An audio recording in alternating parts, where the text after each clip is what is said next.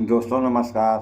मैं श्यामनाथ यादव अम्बेडकरवादी। एक पोस्ट है, इसका लेख है, दाल में कुछ तो काला है, ट्रंप के पास कौन सी फाइल है।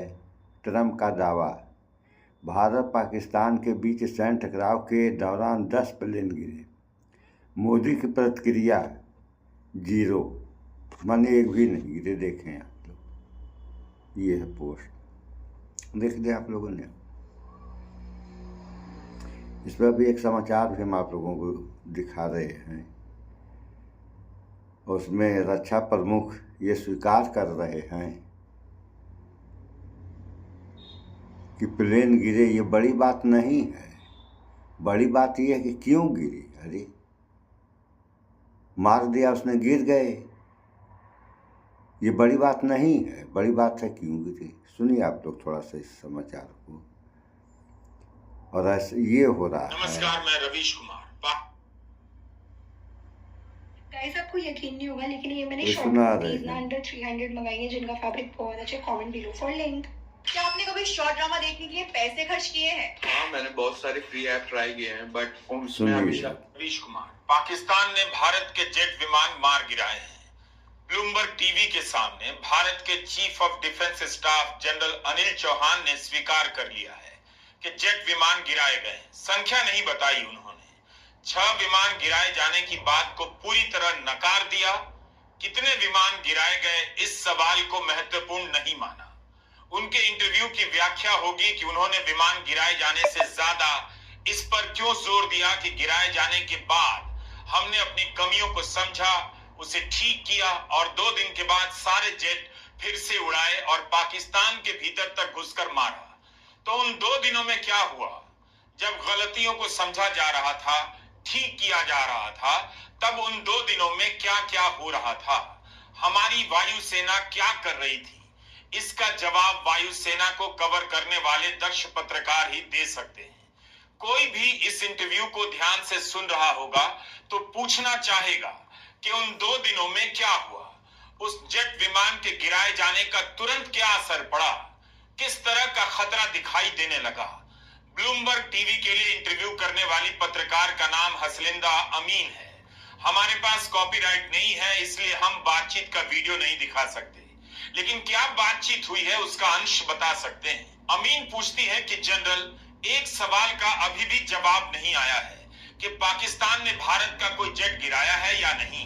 क्या आप कंफर्म करेंगे? सीडीएस जनरल चौहान कहते हैं, मुझे लगता है महत्वपूर्ण बात यह नहीं कि जेट गिरा दिया गया, बल्कि यह है कि क्यों गिरा दिया गया। अमीन पूछती हैं कि पर क्या कोई जेट, कम से कम एक जेट गिराया गया था? सीडीएस जनरल चौहान कहते हैं, हाँ वो गिरे थे। अच्छी बात है कि हम यह समझ सके कि क्या टेक्निकल गलती हुई, हमने उसे ठीक किया और 2 दिन के बाद हमने अपने सारे जेट उड़ाए और लंबी दूरी को टारगेट बनाया। पत्रकार अमीन पूछती है, पाकिस्तान ने कहा है 6 विमानों को गिरा दिया है। सीडीएस जनरल चौहान कहते हैं, पूरी तरह से गलत है और यह महत्वपूर्ण नहीं। जो महत्वपूर्ण है वह यह कि क्यों गिरे और बाद में हमने क्या किया। भारत का जेट विमान गिराया गया, इसकी जानकारी विदेश की धरती से आ रही है, सिंगापुर से आ रही है। इसे लेकर तृणमूल कांग्रेस की सांसद और पूर्व पत्रकार सागरिका घोष ने भी सवाल पूछा है कि इस पर इंटरनेशनल मीडिया क्यों रिपोर्ट करना चाहिए। सबसे पहले भारत की संसद से, भारत के मीडिया से सूचना साझा की जानी चाहिए, लेकिन भारत के गोदी मीडिया ने तो इस सवाल पर चुप्पी ही साध ली, कभी पूछने की हिम्मत तक नहीं दिखाई। इस सवाल को लेकर रिपोर्टिंग विदेशी मीडिया में ही हो रही थी, तो उन्हें सवाल का जवाब मिल गया। भले पूरा ना मिला हो, लेकिन इस पर चुप्पी तो उन्हीं के कारण टूटी है। ब्लूमबर्ग के अलावा रक्षा प्रमुख जनरल अनिल चौहान ने रॉयटर्स को भी इंटरव्यू दिया है। रॉयटर्स को इंटरव्यू देते हुए सीडीएस जनरल चौहान ने कहा है कि 7 तारीख को शुरुआती फेज में कुछ नुकसान हुए, लेकिन गिनती वो मायने नहीं रखती। जरूरी ये था कि वो नुकसान क्यों हुआ और फिर हमने क्या किया।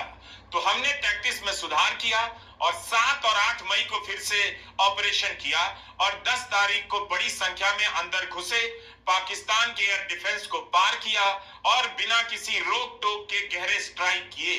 रॉयटर्स का जवाब ब्लूमबर्ग के जवाब से कुछ अलग है।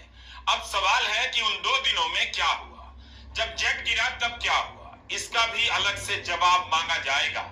रक्षा विषयों के जानकार सुशांत सिंह ने एक्स पर लिखा है, सीडीएस के इंटरव्यू के अनुसार भारत की वायुसेना ने 2 दिनों तक उड़ान नहीं भरी। क्या वे रफाल की बात सुन लिया आप लोगों ने? ये सीडीएस साहब हैं, माने रक्षा विभाग के प्रमुख, और उनका ऐसा कहना है, पाकिस्तान दावा कर रहा है कि 6 गिर गए और ये कह रहे हैं कि क्यों गिरे, इस पर विचार कर रहे हैं क्यों गिरे। अरे कोई भी जहाज अगर मार दिया जाएगा तो उसको गिरना है, क्यों गिरे के क्या हुआ। रह गई बात, जब देश की सच्चाई जनता से ऐसे यानी सरकार ही जब छिपाएगी तो फिर उस देश का क्या होगा। अभी आप लोग देखें,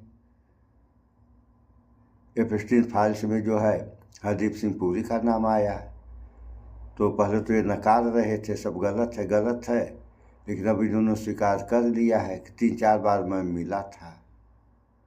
और सोशल मीडिया पे जो समाचार चल रहे हैं उसमें ये चल रहे हैं कि 8 बार मिले थे। तो जो सही है, सही क्यों नहीं ये लोग कबूल कर रहे हैं, सही को नकार रहे हैं। अभी दुनिया में एपस्टीन फाइल्स को लेकर के दुनिया में बवाल मचा है, लेकिन यहाँ कुछ नहीं। क्यों? कि जो भी बातें उसमें लिखी गई हैं सब गलत हैं। अरे दुनिया में तहलका मचा हुआ, कितने देश के कितने प्रमुख इस्तीफा दे दिए, और यहाँ क्या हो रहा है, सारी बात गलत है।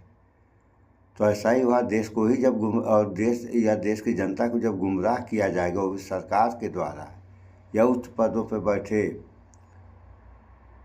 लोगों के द्वारा, तो इस देश का क्या होगा। पहले तो देश का क्या होगा, उसके बाद जनता का क्या होगा।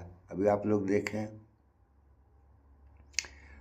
अमेरिका से जो ट्रेड डील हुई है उसमें किसानी भी आ गई है। तो जब किसानी आ गई तो इसका परिणाम क्या होगा, परिणाम इसका ये होगा कि सारे खाद्य पदार्थ अमेरिका से आएंगे, और यहाँ के जो खाद्य पदार्थ हैं इनसे वो सस्ते मिलेंगे। तो आप लोग जानते हैं सारे लोगों को सस्ता चाहिए।